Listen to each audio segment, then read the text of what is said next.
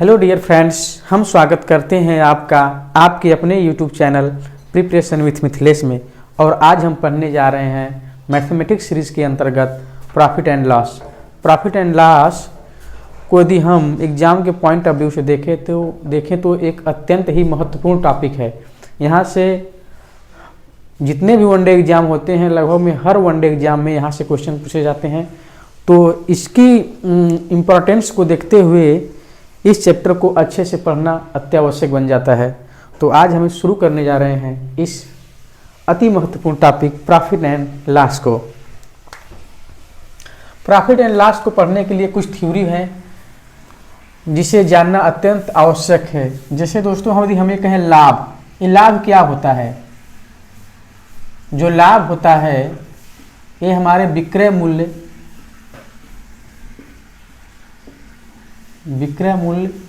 और क्रय मूल्य का अंतर होता है। विक्रय मूल्य और क्रय मूल्य का अंतर होता है जो लाभ होता है। अब ये विक्रय मूल्य क्या होता है? विक्रय मूल्य जिस कीमत पर कोई वस्तु हम बेचते हैं उसे विक्रय मूल्य कहते हैं। और क्रय मूल्य क्या होता है? जिस कीमत पर किसी वस्तु को बनाने में जो लागत लगती है उसको क्रय मूल्य कहते हैं। या जिस कीमत पर हम किसी वस्तु को खरीदते हैं वो कीमत हमारे लिए क्रय मूल्य हो जाती है। खरीदने वाले के लिए क्रय मूल्य और बेचने वाले के लिए विक्रय मूल्य। जिस कीमत पर कोई वस्तु बेची जाती है बेचने वाले के लिए वह विक्रय मूल्य, और जिस कीमत पर कोई वस्तु खरीदी जाती है खरीदने वाले के लिए वह क्रय मूल्य कहलाती है। और विक्रय मूल्य और क्रय मूल्य के डिफरेंस यानी अंतर को ही हम क्या कहते हैं? लाभ या हानि कहते हैं।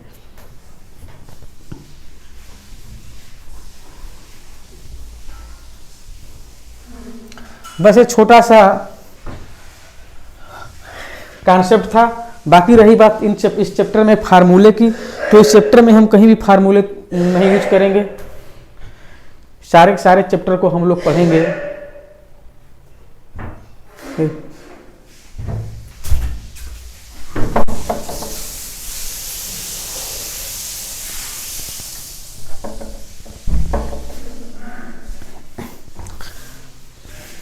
सारे के सारे इस टॉपिक को प्रॉफिट एंड लॉस को हम पढ़ेंगे रेशियो मेथड से और फ्रैक्शन मेथड से। तो लेते हैं हम पहला क्वेश्चन, टाइप 1।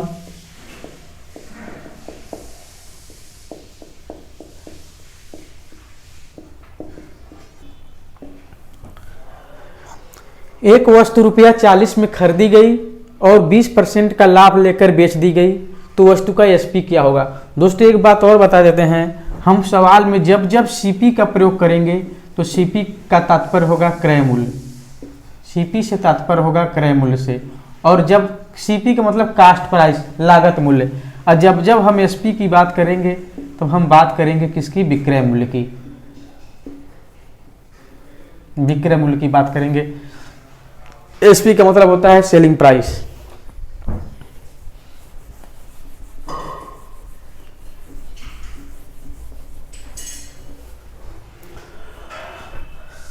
तो सबसे पहले इस क्वेश्चन को हम लोग लगाने जा रहे हैं परसेंटेज मेथड से, फ्रैक्शन मेथड से। तो 20% का मान क्या होता है? 20% का मान होता है 1/5। इसका मतलब क्या होता है? 20% का लाभ लेकर बेची गई। दोस्तों हम जो भी लाभ लेते हैं, यदि क्वेश्चन में न दिया गया हो कि यह लाभ विक्रय मूल्य पर हो रहा हो, तो हमेशा यही मानेंगे कि जो यह 20% का लाभ हो रहा है वह किस पर हो रहा है? क्रय मूल्य पर। 20 जो हमारा लाभ होता है वो हानि होता है हमेशा किस पर होता है? क्रय मूल्य पर होता है, हमारी लागत पर होता है। अपने लागत के अनुसार ही तो हम बताते हैं कि हमें इतने रुपए का लाभ हुआ, इतने रुपए का हानि हुआ। यदि हमें अपने वस्तु का लागत ना पता तो कैसे निकालेंगे कितना लाभ कितना हानि हुआ? इस पेन को बनाने में कुछ तो लागत लगा होगा। इस लागत के आधार पर हम पता करेंगे बेचने के बाद कि हमें कितना लाभ हुआ।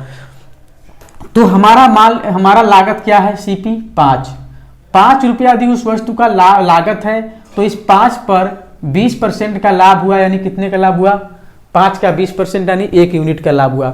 यदि किसी वस्तु का सीपी 5 यूनिट हो, इस 5 यूनिट पर 20% यानी 1 का लाभ हुआ, 1 का लाभ हुआ है, इसका मतलब हमारा एसपी क्या हो जाएगा? बताइए एसपी हमारा क्या हो जाएगा? 5/1। सीपी 5 है, लागत मूल्य 5 है, क्रय मूल्य 5 है, 1 रुपया लाभ लेकर बेचे हैं, तो कितना बेचे हैं? 5/1 6 में। एक वस्तु ₹40 में खरीदी गई, यहाँ पर कितने में खरीदी गई है? 5 में खरीदी गई है। तो क्या इसी 5 का वैल्यू 40 के बराबर नहीं होगा? बताओ बताओ। तो एक का वैल्यू कितना हो जाएगा, 40/5 यानी 8 हो जाएगा। फिर क्या रहा, वस्तु का एसपी क्या होगा, वस्तु का एसपी कितना, 5 रुपया लागत लगा है, 1 रुपया लाभ लेकर बेचे यानी 6 रुपया में बेचे हैं। एसपी हमारा क्या है, 6 है। तो 6 का मान कितना हो जाएगा दोस्तों, 6 × 8 = 48 रुपया है। तो दोस्तों आप लोगों को ये क्वेश्चन समझ में आया होगा। अब हम लेते हैं नेक्स्ट क्वेश्चन।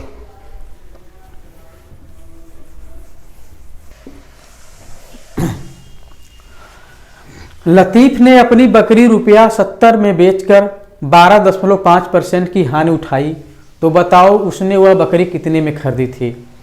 दोस्तों 12.5% का मान यदि हम फ्रैक्शन में बात करें, इसका फ्रैक्शन मान होता है 1/8। अब आप लोग ये मत कहना कि 12.5% का फ्रैक्शन मान 1/8 कैसे आया। इसको जानने के लिए आप हमारे मैथमेटिक्स सीरीज के अंतर्गत परसेंटेज चैप्टर का पहला लेक्चर जाकर देखें, वहां पर बताया गया है परसेंटेज को फ्रैक्शन और फ्रैक्शन को परसेंटेज में चेंज करना। तो 12.5% का मान कितना होगा, 1/8। यदि उस वस्तु का सीपी 8 हो तो इस 8 का 12.5% यानी 1 यूनिट क्या हुआ है, नुकसान हुआ है। 12.5% की हानि हुई है। 12.5% का मान 1/8 यानी 8 पर 1 की हानि हुई है। 8 पर 1 की क्या हुई है, हानि हुई है। सीपी 8 है, 8 पर 1 की क्या हुई है, हानि हुई है। इस 8 का 12.5% यदि हम ये मान लें हमारा सीपी 8 हो तो उस 8 का 12.5% यानी 1 क्या हुआ है, हानि हुआ है। सीपी 5 है, हानि 1 है, तो हम वस्तु को बेचे कितने में है, 7 में बेचे हैं। बताओ बताओ। यदि 8 रुपया लागत है, 1 रुपया हानि लेकर बेचे तो कितने में बेचे, 7 रुपया में बेचे। और यहां पर हम कितने रुपए में बेच रहे हैं, 70 रुपए में। तो क्या इसी 7 का मान 70 के बराबर नहीं होगा, बताओ बताओ। तो 1 का मान क्या 10 के बराबर नहीं होगा, 7 में 70। तो क्या पूछा है, वह बकरी कितने में खरीदी थी, खरीदी यानी सीपी कितने में खरीदी थी, 8 में। तो 8 का मूल्य हो जाएगा, 8 का मान हो जाएगा 8 × 10 यानी 80 रुपया 80। इस 8 का मान हो जाएगा रुपया 80। तो दोस्तों उसका सीपी क्या आ जाएगा, रुपया 80। तो आप लोगों को ये क्वेश्चन समझ में आया होगा। अब हम लेते हैं नेक्स्ट क्वेश्चन।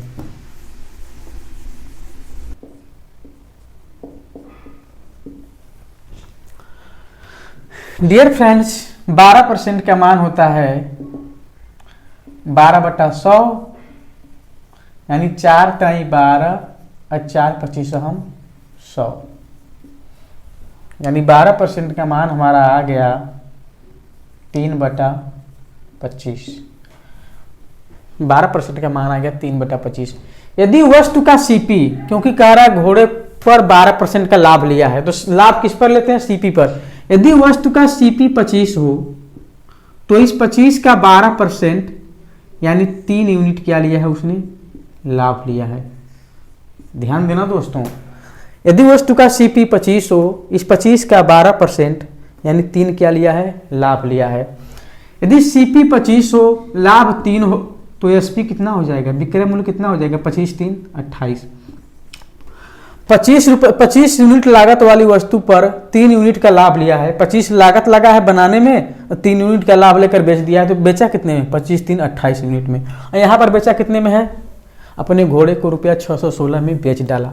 तो क्या इसी 28 का मान 616 नहीं होगा, बताओ बताओ। क्या इसी 28 का मान 616 नहीं होगा। तो 1 का मान कितना हो जाएगा, 616/28। 28 दूनी 56, फिर 5 आया, फिर 6 उतारे, 28 दूनी 56। तो 1 का मान कितना आ गया, 22। फिर क्या पूछ रहा है, तो उस घोड़े का सीपी क्या था, उस घोड़े का सीपी क्या था, 25। तो 25 का मान कितना हो जाएगा डियर फ्रेंड्स, 25 का मान हो जाएगा 22 × 25। 25 दूनी 50 और 25 दूनी 50, 5 55। उस घोड़े का सीपी हो जाएगा रुपया 550। तो डियर फ्रेंड्स आप लोगों को ये क्वेश्चन समझ में आया होगा। अब हम लेते हैं नेक्स्ट क्वेश्चन।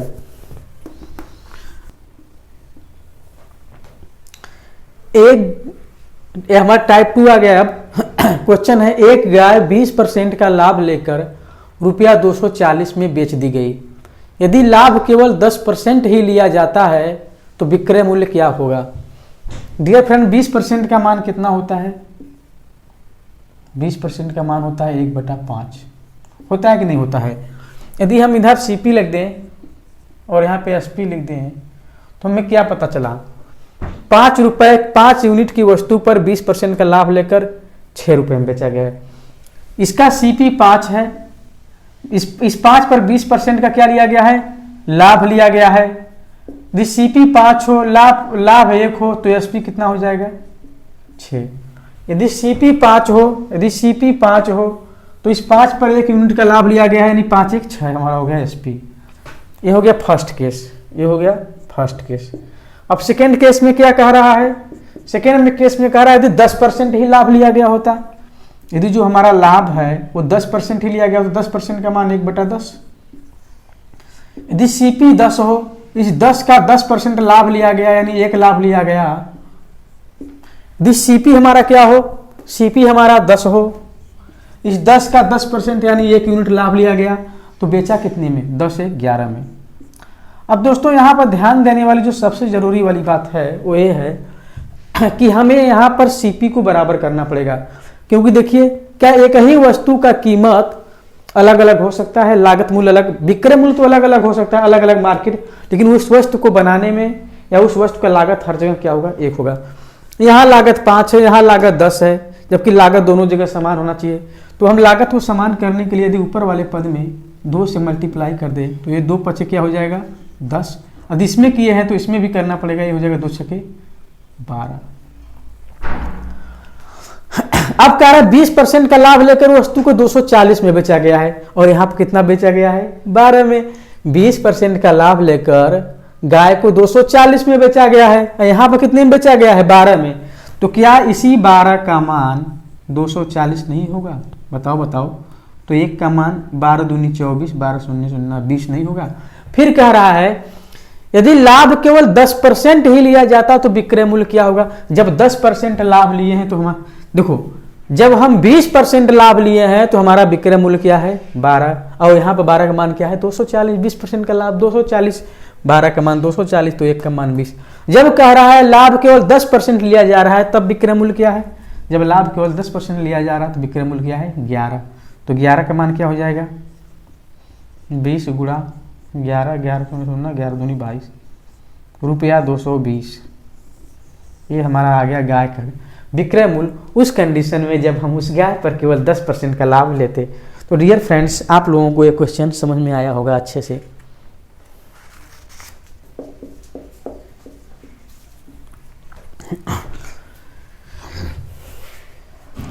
किसी वस्तु को रुपया 300 में बेचने पर 85% की हानि होती है, तो 15% का लाभ लेने के लिए वस्तु को कितने में बेचना होगा? 85% का मान कितना होता है? 85% का मान होता है 85/100। जब हम करेंगे तो यहाँ पर आ जाएगा 5 17 85, 5 20 100, यानी 85% का मान आ गया आपका 17/20। यहाँ पर लिख लेते हैं सीपी, यहाँ पर लिख लेते हैं एसपी। यदि वस्तु का सीपी 20 हो, तो इस 20 पर 85% यानी 17 का क्या हुआ है? नुकसान हुआ, यानी हानि हुआ है। यदि वस्तु का सीपी 20 हो तो इस 20 का 85% यानी 17 का क्या हुआ है? हानि हुआ है। 20 रुपए के वस्तु पर 17 रुपए का बेचने पर नुकसान हुआ तो बेचे कितने में है? 3 रुपए में। 20 रुपए के वस्तु को बेचने पर 17 रुपए की हानि हुआ है तो हम बेचे कितने में है? 3 रुपए में। यानी सीपी हमारा अगर 20 हो तो एसपी क्या हो गया? 3। तो 15% का मान आप कह रहा है यदि 15% का लाभ लेना हो तब, तो 15% का मान होता है 5 ताई 15 अब 5 20 100, 3/20। 20 रुपए उस वस्तु का क्या है? सीपी है। इस 20 रुपए सीपी पर यदि हम 20 का 15% लाभ लें 20 यूनिट सीपी है, 15% का मान 15 5/3 है। यदि 20 यूनिट सीपी हो, इस 20 यूनिट का 15% यानी 3 यूनिट लाभ लिए हो तो बेचे कितने में हो? बताइए बताइए। 20 3 23 में 20 रुपये लागत वाली वस्तु को 3 रुपया लाभ लेकर कितने बेचेंगे? 23 में। यदि वस्तु का सीपी 20 हो दूसरे कंडीशन में तो बेच कितने में रहे? 23 में। अब आप लोग ये बताओ, यहाँ पर देखो सीपी समान है, यहाँ पर बराबर करने कोई जरूरत नहीं है। तो पहले वस्तु को हम लोग कितने में बेच रहे थे? 300 में। यहाँ पर कितने में बेच रहे हैं? 3 में। तो क्या इसी 3 का मान 300 नहीं होगा? तो क्या 1 का मान 100 के बराबर नहीं हो जाएगा? फिर पूछ रहा है अब वस्तु को कितना बेचना, अब वस्तु को कितने में बेचा जा रहा है? 15% का लाभ लेने के लिए। तो 15% का लाभ लेने के लिए अब वस्तु को बेचा जा रहा है 23 यूनिट में। पहले 3 यूनिट में, अब 23 यूनिट में। तो 23 यूनिट का मान कितना हो जाएगा? 1 का मान 100 तो 23 का मान 2300। डियर फ्रेंड्स, समझ में आया आप लोगों को? हम ऐसा उम्मीद करते हैं आप लोगों को समझ में आया होगा। अब हम लेते हैं नेक्स्ट क्वेश्चन।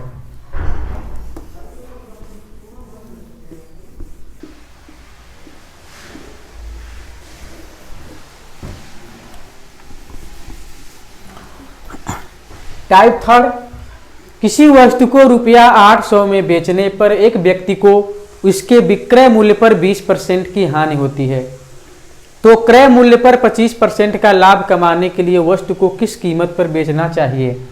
अब दोस्तों 20% का मान क्या होता है? 20% का मान होता है 1/5। बताइए। और यहां पर हम अब इसको 5 को क्रय मूल्य नहीं मानेंगे क्योंकि ये 20% अक्सर ऐसा होता है जब लाभ होती है और जब हानि की बात करते हैं तो हम 100% केसेस में क्या सोचते हैं कि हमारा लाभ और हानि की गणना किस पर कर रहे हैं? क्रय मूल्य पर। तो हम नीचे वाले मान को क्रय मूल्य मान लेते हैं।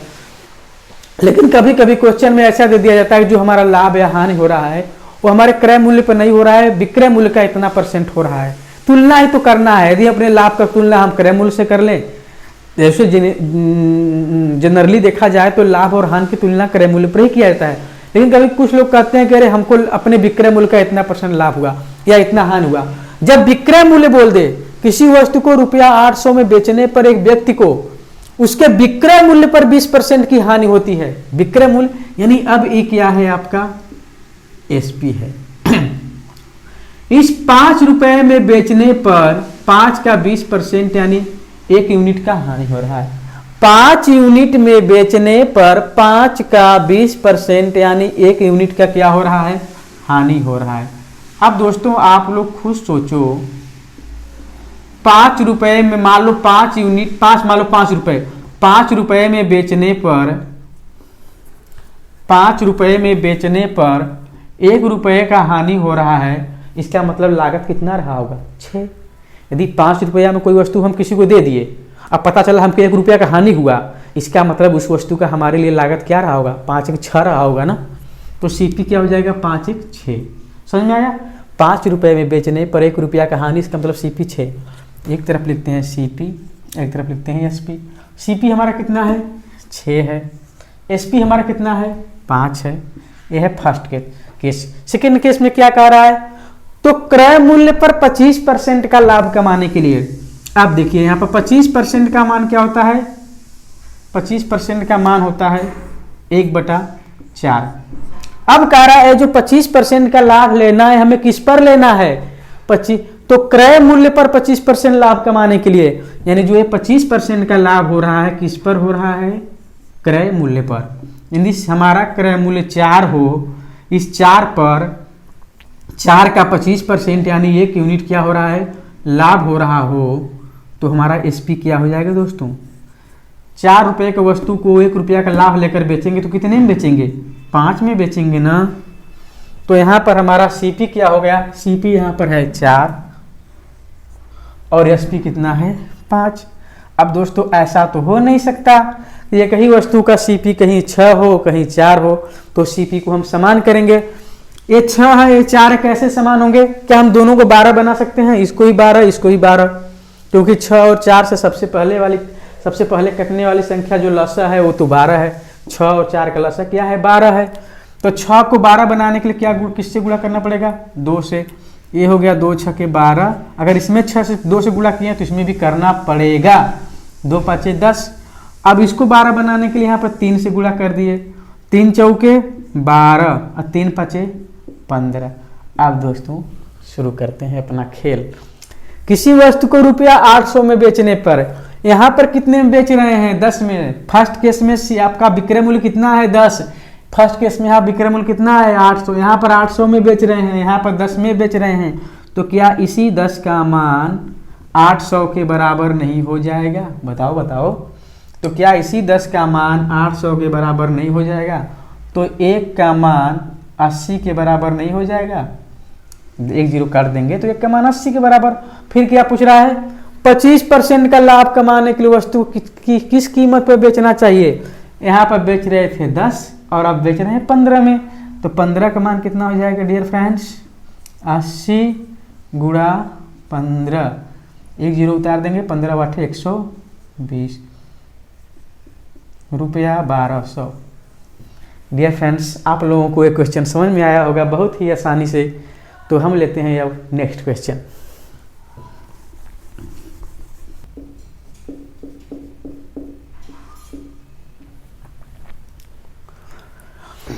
किसी वस्तु को रुपया 2100 में बेचने पर 33 सही 1/3% का विक्रय मूल्य पर हानि होती है।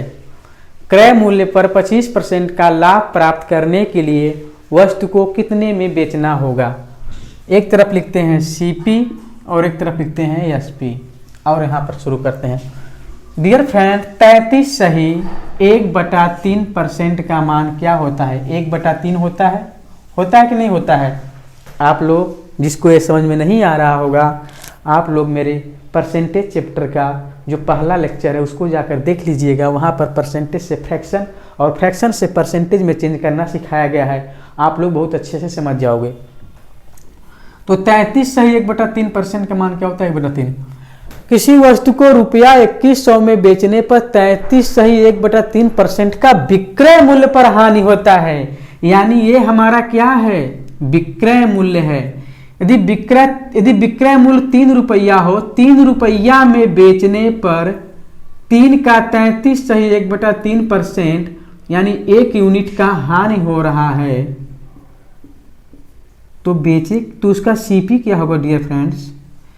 3 रुपया में बेचने पर 1 रुपया का हानि हो रहा है, तो उसका CP क्या होगा? 4 होगा। बताओ बताओ। 3 रुपया में बेचने पर हम एक कलम 3 रुपया में बेच दें, फिर पता चला हमें 1 रुपया का हानि हुआ है, इसका मतलब उस पेन का लागत कितना रहा होगा? इस मार्कर का लागत कितना रहा होगा? 4। तो CP हमारा आ गया 4 और SP कितना है हमारा? 3। अब आगे देखते हैं। अब कह रहा है क्रय मूल्य पर 25% का लाभ प्राप्त करने के लिए। अब 25% का मान कितना होता है डियर फ्रेंड्स? 1/4। अब ये 33 से 3% हानि हो रहा था विक्रय मूल्य पर, तो इन 3 को हम विक्रय मूल्य माने थे। ये 25% का लाभ प्राप्त करना है क्रय मूल्य पर, तो नीचे वाले को हम क्या मानेंगे? क्रय मूल्य CP। इस 4 पर 4 का 25% यानी ये क्या हो रहा है? लाभ हो रहा है। इस 4 पर 4 का 1% यानी 1 लाभ हो रहा है। 4 रुपए के वस्तु को 1 रुपया का लाभ लेकर बेचेंगे तो कितने में बेचेंगे? 5 में। यदि हमारा CP 4 हो तो SP कितना है? 5। अब सवाल को लगाते हैं। कह रहा है शुरुआत में उस वस्तु को हम कितना में बेच रहे थे? 2100 में। यहाँ पर कितने में बेच रहे हैं? 3 में। तो क्या इसी 3 का मान 2100 नहीं हो जाएगा? बताओ बताओ। तो 1 का मान कितना हो जाएगा? 3 7 21 700। फिर क्या पूछ रहा है? 25% का लाभ प्राप्त करने के लिए वस्तु कितने में बेच रहे हैं? तो 25% का लाभ प्राप्त करने के लिए दूसरे केस में हम वस्तु को 5 रुपया में बेच रहे हैं, 5 यूनिट में बेच रहे हैं। 1 यूनिट का मान 700, तो 5 यूनिट का मान 5 गुणा 700 यानी 3500, यानी रुपया 3500। यानी हम उस वस्तु को कितने में बेच रहे हैं? रुपया 3500 में बेच रहे हैं। डियर फ्रेंड्स, आप लोगों को ये क्वेश्चन समझ में आया होगा। अब हम लेते हैं नेक्स्ट क्वेश्चन।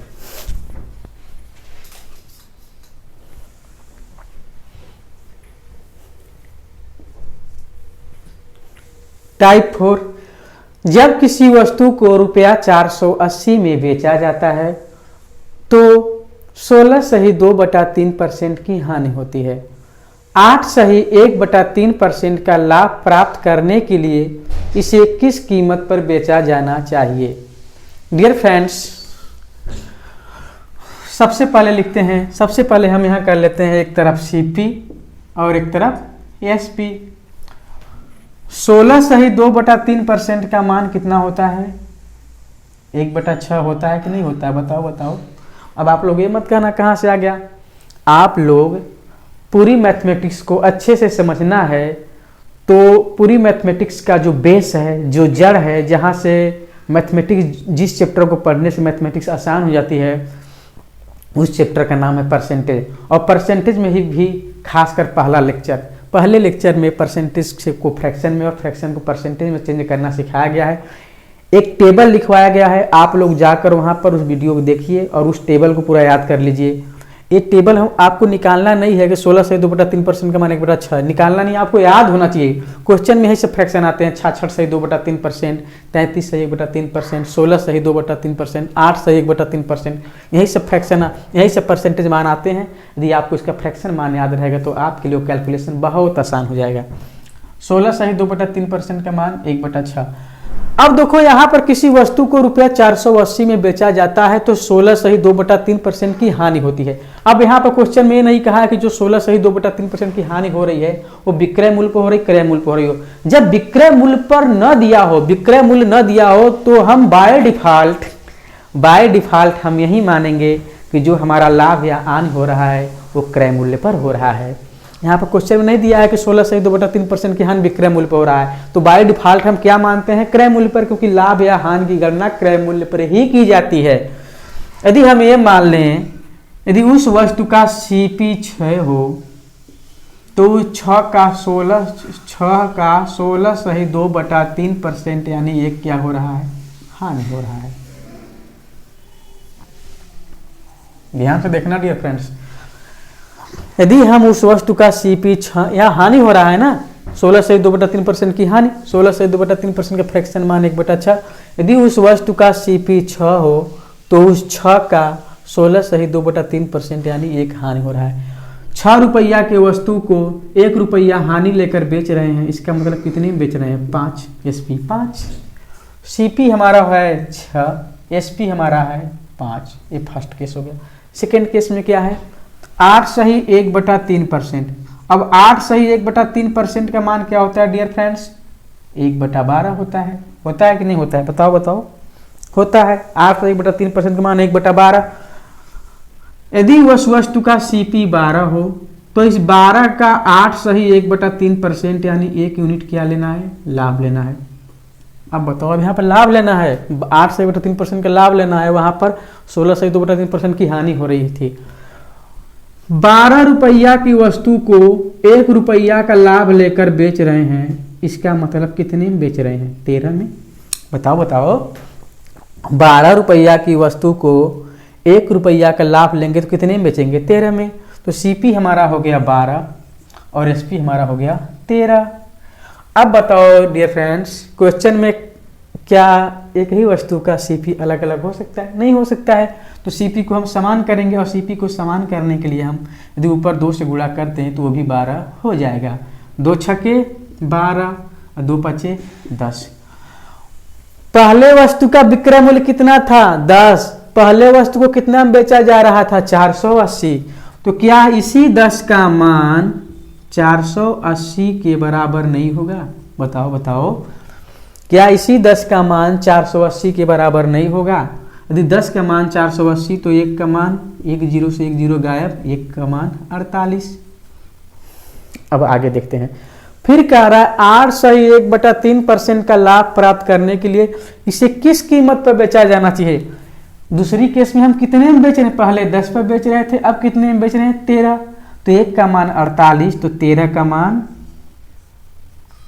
48 गुणा 13, 13/104, 13 चौके 52, 10 62। तो हमारा विक्रय मूल्य क्या हो जाएगा? 620 रुपये। तो डियर फ्रेंड्स, आप लोगों को एक क्वेश्चन भी समझ में आया होगा। अब हम लेते हैं नेक्स्ट क्वेश्चन।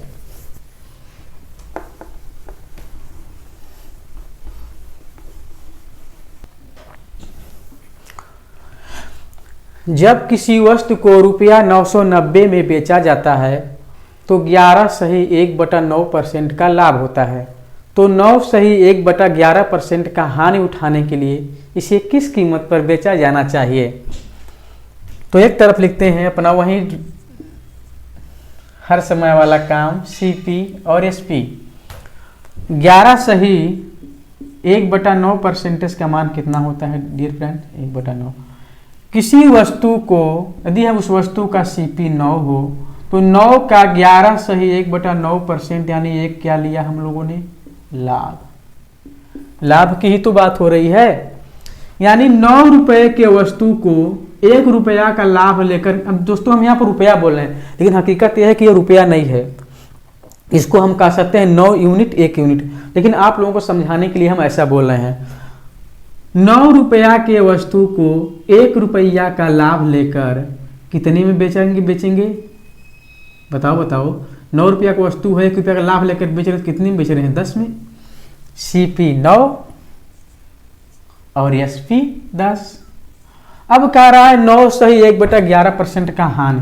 9/1/11% बोले तो इसका फ्रैक्शन मान कितना होता है, 1/11। यानी 11 रुपया वस्तु का CP हो तो इस 11 पर 11 का 9/1/11 यानी एक क्या हम लोगों ने उठाया, हानि। हम लोगों ने क्या उठाया, हानि। यदि वस्तु का CP 11 हो, इस 11 पर 11 का 9/1/11% यानी ये क्या उठाया हम लोगों ने, हानि। तो बेचा कितने में, CP 10 11 है, हानि 1 है। 11 रुपया के वस्तु को 1 रुपया का हानि उठाकर बेचे, इसका मतलब 10 में बेचे। यदि CP 11 हो, CP 11 है तो SP कितना है, 10। अब ऐसा तो हो नहीं सकता वस्तु का CP और SP अलग अलग, CP दोनों केस में CP अलग अलग हो, CP तो समान ही रहेगा क्योंकि वस्तु वही है। अब CP को समान करने के लिए यदि उसमें हम 11 से गुणा करते हैं तो ये हो जाएगा 11 9 99 और ये हो जाएगा आपका 110। अब इसको 99 बनाने के लिए यहाँ पर हम 9 से गुणा करेंगे तो हो जाएगा 11 9 99 और ये हो जाएगा आपका 9 10 में 90। पहले वस्तु को हम कितना में बेच रहे थे, 990 में, यहाँ पर कितने में बेच रहे हैं, 110 में। तो क्या इसी 110 का मान 990 के बराबर नहीं होगा, बताओ। तो एक का मान कितना हो जाएगा, एक का मान हो जाएगा 1 0 से 1 0 कट जाएगा और एक का मान हो जाएगा 11 9 99। एक का मान कितना हो जाएगा, 9। तो अब उस वस्तु को कितना में बेचा जाना चाहिए, अब उस वस्तु को 90 में बेचा जाना चाहिए। एक का मान 9 तो 90 का मान 9 गुणा 90, 9 0 0 9 9 81 810। यदि हमें उस वस्तु पर 9/1/11% का हानि उठाना है तो हमें उस वस्तु को रुपया 810 में बेचना पड़ेगा। तो दोस्तों ये क्वेश्चन आप लोगों को समझ में आया होगा।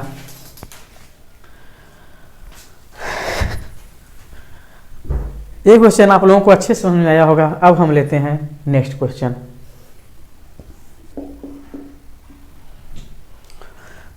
जब कोई लेख रुपया 291 में बेचा जाता है तो 3% का हानि होता है, 8% का लाभ प्राप्त करने के लिए इसे किस कीमत पर बेचा जाना चाहिए।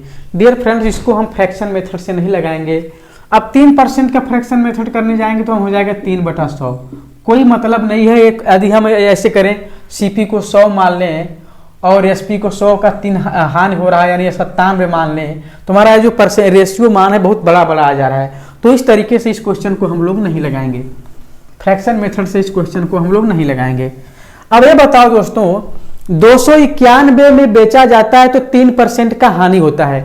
3% का हानि होने का मतलब उस वस्तु को रियल बताओ हम कितने में बेच रहे हैं, 97% में। 3% का हानि हो रहा है तो हम बेच कितने में रहे हैं, 97%। तो ये जो 291 मान है ये कितने का मान है, ऐसे नहीं कहते हैं। ये बताओ 291 बेचा जाता है तो 3% की हानि होती है। 3% की हानि होती है, इसका मतलब वस्तु को हम हकीकत में बेच कितने में रहे हैं? 97% में। तो क्या इसी 97% का मान 291 नहीं है? बताओ बताओ। अब कह रहा है 8% का लाभ कमाने के लिए वस्तु का सीपी तो अपने आप में 100% होता है, तो अब हमारा यहाँ सीपी क्या हो जाएगा? यदि हम 8% का लाभ कमाना चाहे तो हमारा सीपी क्या हो जाएगा? 108 हो जाए। सीपी हमारा क्या हो जाएगा? 100%। सीपी तो अपने आप में 100% होता है, सीपी अपने आप में 100% होता है, तो सीपी हमारा 100 हो गया। लेकिन जब 8% का इसमें हम लाभ ऐड करेंगे तो हमारा एसपी कितना हो जाएगा? बताओ बताओ। 108 हो जाएगा कि नहीं हो जाएगा? जब 3% का हानि उठा रहे हैं तो वस्तु कितने में बेच रहे हैं? 291 में। 3% का हानि उठाने का मतलब हम उस वस्तु को 97% में बेच रहे हैं, तो क्या इसी 97% का मान 291 में नहीं होगा? तो 1% का मान कितना हो जाएगा? 291/57। अब कह रहा है उस वस्तु को 8% का लाभ प्राप्त करके बेचे। वस्तु का सीपी है या 100 और 100 का 8% यानी 108%। वस्तु कितने बेचेंगे? 108। तो 108 का मान क्या हो जाएगा डियर फ्रेंड्स? 291/97 गुणा 108। ध्यान समझना, जब उस वस्तु को 3% हानि पे बेच रहे थे तो 3% हानि पे बेचने का मतलब 97% में, 97% में बेच रहे थे। यहाँ पर कितने में बेच रहे हैं? 291। और यहाँ पर 97% का ही मान कितना हो गया? 291। तो 1% का मान 291/97। 8% का लाभ 8% का लाभ लेकर बेचेंगे, इसका मतलब 108% में बेचेंगे, तो 108% का मान क्या हो जाएगा? अब इसको काट देंगे, 3 बार में कटेगा। ये हो गया 3 और ये हो जाएगा आपका 3 × 8 = 24, 3 0 0 2, 3 एकम 3, 324 रुपये। यानी उस वस्तु को 8% का लाभ लेकर बेचने पर हमें उस वस्तु को 324 रुपये में बेचना पड़ेगा। तो डियर फ्रेंड्स, एक क्वेश्चन आप लोगों को समझ में आया होगा। तो आज के लिए बस इतना ही। तब तक के लिए आप सभी को जय हिंद।